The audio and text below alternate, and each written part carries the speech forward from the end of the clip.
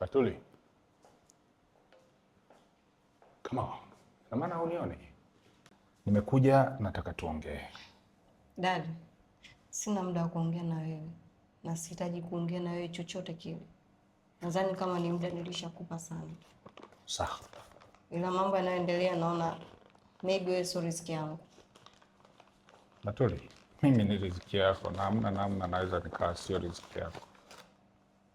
Shika.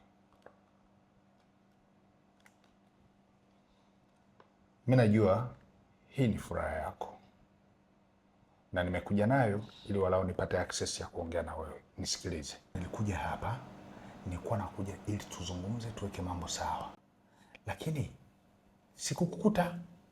Nilivyokuwa sijakukuta, yule shoga yako akanifuata chumbani. Ananifuata chumbani yuko uchi vile kama alivyokuwa.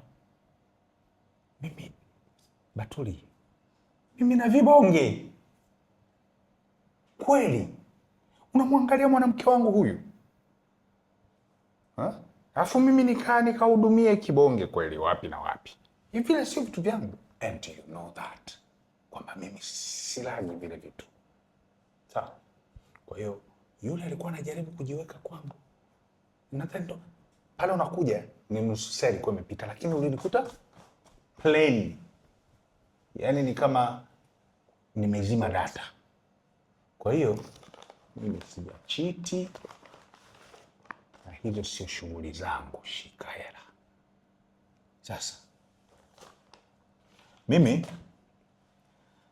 naondoka. Nadhani umenisikia. Tafakari, fikiria, tumia akili. Utaona nini cha kufanya. Have a good night. I forgot. Listen.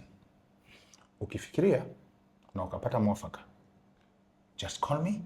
Nataka ni arrange vacation. Tutoke twende somewhere tutulie. I can't lose you. Na wewe pia, pamoja na kuwa umekaza, huwezi kuishi bila mimi. Kwa hiyo tunatakiwa haya mambo tuyamalize, tukae sawa. Wapi? Tutafute sehemu nzuri iliyotulia, twende tu relax. Umenielewa? Thank you. Have a good night.